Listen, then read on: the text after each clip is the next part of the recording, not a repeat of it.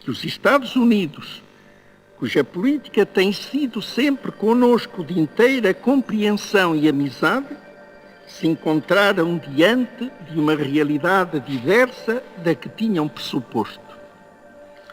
Houve manifestamente grave equívoco em considerar o ultramar português como território de pura expressão colonial. Angola e Estados Unidos da América. O que pode dar errado? No country more important than Angola. Independência para todos, menos Angola. Estados Unidos, em geral, apoiavam os princípios da descolonização e independência nas deliberações da ONU, mas na prática não reconheceram a independência de Angola proclamada em novembro de 1975 pelo MPLA. Foi somente a 19 de maio de 1993, com a administração Clinton, 18 anos depois, que reconheceram formalmente o governo de Angola saído das eleições de 1992, usando seu anúncio para apelar à UNITA a aceitar um acordo negociando com o MPLA. Antes disso, durante a administração Reagan, os Estados Unidos da América demonstraram claro apoio à UNITA, liderado por Jonas Savimbi. Essa política de apoio à UNITA incluiu assistência militar, treinamento e financiamento. Os Estados Unidos da América também pressionaram outros aliados como a África do Sul a apoiar a UNITA. Algumas operações foram conduzidas de forma secreta, como parte do esforço mais amplo conhecido como Irã-Contra, um escândalo que envolveu a venda ilegal de armas aos rebeldes de Nicarágua e o uso dos lucros para financiar grupos anticomunistas em outras partes do mundo, incluindo a UNITA. Além do apoio militar e financeiro direto, os Estados Unidos também envolveram-se em esforços diplomáticos para obter apoio internacional para a causa da UNITA. Isso inclui o lobby em organizações internacionais e entre os aliados dos Estados Unidos. Mesmo com as violações dos direitos humanos cometidos pelo regime do apartheid na África do Sul e as táticas questionáveis da UNITA durante a Guerra Fria, especialmente durante a administração Reagan, os Estados Unidos da América mantiveram apoio ao regime segregacionista sul-africano e à UNITA de Jonas Savimbi. Este apoio culminou na Operação Proteia, uma invasão militar em larga escala a Angola pelo exército do regime de segregação racial sul-africano com o apoio da UNITA. O objetivo declarado era atacar posições da Organização do Povo do Sudoeste Africano, SWAPO, e do Congresso Nacional Africano, ANC, de Nelson Mandela, movimentos de libertação que lutavam contra o apartheid. Comunistas não, petróleo sim. A exploração do petróleo angolano por empresas americanas continuou apesar das complexidades políticas e geopolíticas da região.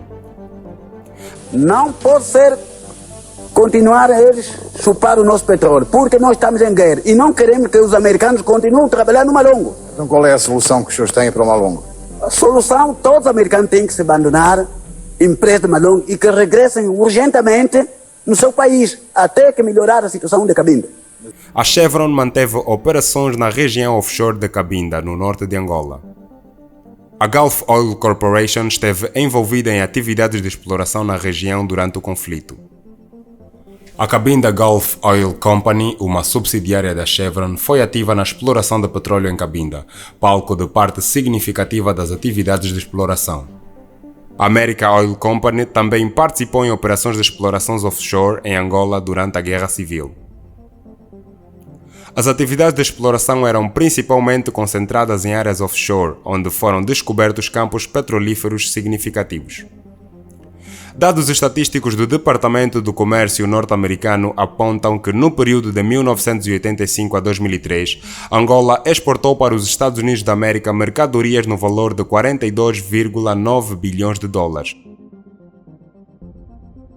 Segundo a antiga ministra do Comércio, Rosa Pacavira, antes de Angola ser um país elegível no âmbito da AGOA, os Estados Unidos da América eram um dos maiores parceiros comerciais, chegando a absorver grande parte das exportações angolanas, com predominância para o petróleo.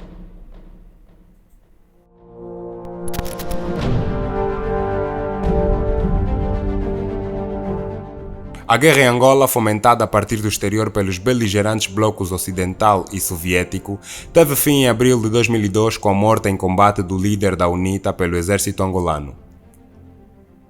O Ocidente e vários outros atores foram convidados a assumir parte da cota para a reconstrução de Angola. Foi neste contexto que o governo angolano se dirigiu à comunidade internacional e, em particular, à União Europeia, com o objetivo de conjugar esforços no sentido de convocar uma conferência de doadores para o financiamento da reconstrução do país. Nas negociações, o FMI impôs condições à realização da conferência alegando falta de transparência das contas públicas de Angola, equivalentes à utilização de 21% do PIB angolano entre 1997 e 2002, no valor de 4.260 mil milhões de dólares, o que constitui discórdia entre o governo angolano e o FMI. As verbas não documentadas ao longo do período referido dever-se-iam em grande medida à compra de armamento por parte do governo à revelia da Resolução 864 de 1993 do Conselho de Segurança das Nações Unidas, que proibia a venda de todo tipo de armas à UNITA e restringia e exercia controle sobre a venda de armas ao governo, sendo para o governo angolano e seu exército uma informação de caráter secreto que poderia expor fornecedores e real dimensão do poderio militar do país, bem como tecnologias estratégicas adquiridas que podiam constituir surpresas contra qualquer futuro agressor. É de referir que o aumento das despesas com armamento manteve-se nos períodos subsequentes agora da Conferência de Doadores e inseria-se numa estratégia de reforço militar do exército governamental liderado por José Eduardo dos Santos, uma guerra pela paz. Isto devido ao fracasso da implementação dos Acordos de Lusaka, situação pela qual o governo angolano optou a partir de 1998 pelo desfecho da guerra por meio de uma vitória militar. No decorrer do processo, a China surgiu. Apresentou-se disponível a financiar a reconstrução de Angola sem necessariamente interferir na sua política interna e condicionalismos. Ocidente cego e mudo, MPLA corrupto e insaciável. Embora os parceiros ocidentais de Angola apelarem à maior transparência do governo do MPLA em Angola e apontarem para a corrupção como sendo um dos principais problemas do país, em entrevista à Rádio MFM em julho de 2021, o Procurador-Geral Adjunto da República de Angola revelou que Portugal, Estado-membro da União Europeia, a principal aliada dos Estados Unidos da América, é um dos principais destinos das fortunas roubadas em Angola, apesar de reconhecer os esforços da justiça portuguesa no processo de recuperação de ativos escondidos no país. As revelações do Luanda Leaks expuseram alegadas práticas financeiras duvidosas e transferências de fundos em um esquema complexo que envolvia várias jurisdições, colocando a filha do então presidente da República de Angola e do MPLA, Isabel dos Santos, no centro do escândalo. O grande grosso dos desvios de fundos que apontavam para a insaciabilidade da elite do MPLA na apropriação do erário público foram investidos ou ocultados nas principais economias dos Estados-membros do principal parceiro dos próprios Estados Unidos da América, a União Europeia. Em Portugal, Isabel dos Santos, com base nos esquemas revelados, conseguiu comprar participações nos setores de telecomunicações e energia. Em Malta, um dos países mais estratégicos na União Europeia e para a OTAN, o jornal Malta Today revelou que várias companhias registradas no país estavam associadas a Isabel dos Santos e à elite angolana. A Winterfell, por exemplo, registrada no país, é uma das subsidiárias da companhia Niaria Holding, propriedade de Isabel dos Santos. A companhia Kentel Holding, também registrada em Malta como pertencente a Isabel dos Santos e o seu falecido marido, era usada para os seus investimentos no setor das telecomunicações. Já a Finis Antouro detinha os interesses de Isabel dos Santos no banco BPI de Portugal. Uma outra companhia, a Toll Limitada, pertencente ao falecido marido de Isabel dos Santos, Sindica do Colo, foi usada para financiar uma propriedade em construção em que só o depósito foi de 7,5 milhões de euros. Segundo o jornal, em Malta, os interesses de Isabel dos Santos eram administrados por Noel Scicluna, um político e diplomata maltês que aparece como diretor de 8 outras companhias associadas à filha do ex-presidente angolano. O jornal ainda citou um consultor contabilístico que insistia em nada haver de ilegal neste tipo de ações e que as empresas pagavam os impostos previstos na legislação do país europeu. Alguns aspectos das transações financeiras e dos negócios de Isabel dos Santos também tiveram ligações com o Reino Unido. Já na Suíça, a de Grisogono, agora na posse da DeMac Group, foi Foi adquirida em 2012 por Isabel dos Santos e pelo seu marido, Sindica do Colo, entretanto falecido a 30 de outubro de 2020, por valores que as publicações da especialidade apontaram para cerca de 112 milhões de dólares e entrou em falência em 2020. O que pode dar errado? Angola é o terceiro maior parceiro comercial dos Estados Unidos na África subsaariana, mas infelizmente, esta relação comercial está alicerçada principalmente na exportação de petróleo, matéria-prima para a produção de combustíveis, produtos químicos, produtos farmacêuticos, asfalto, materiais de construção e produtos de cuidado pessoal. Durante mais de 30 anos de exploração petrolífera em Angola por empresas ocidentais, Angola conta com apenas uma refinaria. Ao contrário das relações comerciais com a China, que têm desempenhado um papel crucial na construção e financiamento de infraestruturas em Angola, que incluem estradas, pontes, portos, aeroportos, projetos de desenvolvimento urbano, telecomunicações, os Estados Unidos importam de Angola principalmente matéria-prima. Semanas depois de reunir com o atual presidente dos Estados Unidos, Joe Biden, em Washington, a ExxonMobil Corporation, a empresa multinacional de petróleo e gás dos Estados Unidos, anunciou a perfuração do primeiro poço na bacia do Namibe para 2024, o que permitirá à província entrar para a lista de províncias exploradoras de petróleo. Tudo isto contrasta com o Plano de Desenvolvimento Nacional 2023-2027 do governo de João Lourenço, que se lê em sua publicação oficial ter como objeto assegurar o desenvolvimento harmonioso do território e elaborar os instrumentos fundamentais para tal processo, desenvolver uma rede urbana qualificada e sustentável, integrar o território nacional, favorecendo a circulação das populações e de bens e serviços produzidos.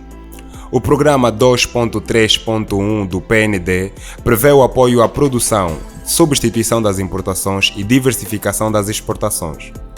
O que pode dar errado é que, caso o investimento norte-americano em Angola continue focado ao setor extrativo, corre-se o risco de se acentuar a dependência da economia angolana na exportação de matérias-primas e não se alcançar as metas do governo para o desenvolvimento nacional preconizados no Programa Nacional de Desenvolvimento, que baseiam-se nos compromissos ou objetivos do partido político que sustenta o governo do MPLA. A economia angolana, que se baseia fortemente na extração e exportação de recursos naturais, como petróleo, minerais e outros produtos não renováveis, pode apresentar várias desvantagens, dentre as quais passaremos a citar. Dependência de um único setor. A dependência excessiva de um único setor, como o petróleo, pode tornar a economia vulnerável a choques externos. A diversificação é essencial para mitigar riscos e construir uma economia mais resiliente. Desincentiva a diversificação econômica. Quando um país obtém uma grande parte da sua receita de um único setor, pode haver menos incentivo para investimentos e outros setores econômicos. Isso pode retardar o desenvolvimento de indústrias mais diversificadas e inovadoras. Dependência de trabalhadores estrangeiros. Devido à falta de especialização local, as empresas do setor petrolífero podem depender fortemente dos trabalhadores estrangeiros para preencher posições especializadas. Isso tem resultado numa menor contribuição para a geração de empregos para a população local. Vulnerabilidade à volatilidade dos preços. Países com economias extrativas são altamente sensíveis às flutuações nos preços globais das commodities. Variações abruptas nos preços podem impactar significativamente a receita do país e prejudicar a estabilidade econômica. Impacto ambiental negativo. A exploração dos recursos naturais muitas vezes envolve atividades que causam impactos ambientais significativos, como a poluição do solo e da água. A gestão inadequada dos recursos pode resultar em danos irreparáveis ao meio ambiente. Desigualdade e corrupção. A riqueza gerada pela exploração de recursos naturais não distribuída de maneira equitativa pode contribuir para acentuar desigualdades sociais e aumentar os riscos de corrupção. Exaustão de recursos não renováveis. A exploração intensiva de recursos naturais não renováveis pode levar à exaustão desses recursos. Isso cria desafios para a sustentabilidade econômica a longo prazo, especialmente se não houver planos para a transição para setores mais sustentáveis. Para enfrentar os desafios atuais, é crucial que Angola adote estratégias e priorize relações com parceiros que visem, de facto, diversificar a economia, investindo em infraestrutura, industrialização, treinamento de mão de obra local e promover a transferência de habilidades e tecnologia. Isso não apenas ajudaria a criar mais oportunidades de emprego, mas também aumentaria a resiliência da economia diante das mudanças nas condições do mercado global. E assim chegamos ao fim de mais um vídeo. Comente sobre o tema, subscreva o nosso canal e partilhe. Obrigado.